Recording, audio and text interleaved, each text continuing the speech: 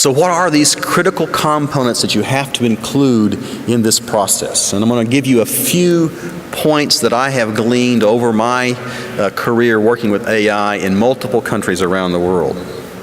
First, to be successful, there has to be a partnership between government, that's federal, state or provincial, and even local government, with the production industry and with academia.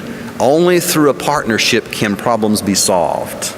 Number two, transparency is very important. There can be no hidden information between industry, academia, and the government.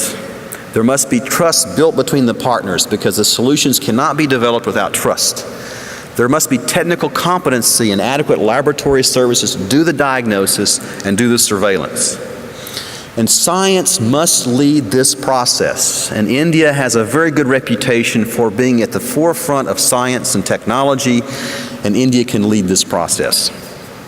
The solutions that are developed must be available to all producers and all companies. They cannot be only used by one or two companies, but everyone must do it because it's a national issue involving avian influenza. The diagnostics must be decentralized with adequate capacity for task and for accreditation of laboratories. So you cannot rely upon just one lab. You have to have a network of labs that are properly trained and accredited for diagnostics. And other thing is you must separate the idea of doing research from doing diagnostics. Because what you need in the field to identify the problem and the surveillance and where it's located and the solutions is you really have to have diagnostics and they have to be at the forefront.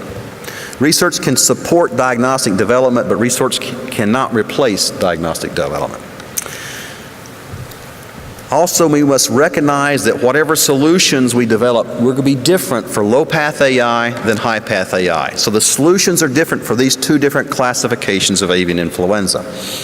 On the diagnostic side, we must detect the virus by real-time PCR is the most common, but also virus isolation.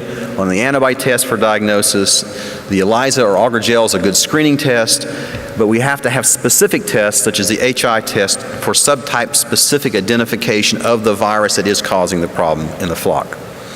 And we have to have tests for the other pathogens, because the farmer needs to know what's causing the disease. If you say it's not avian influenza, that's great, but the farmer then needs to know what is causing my problem. Is it some other pathogen? Is it Mycoplasma, Newcastle? And that's critical information for the farmer to support any kind of disease control program.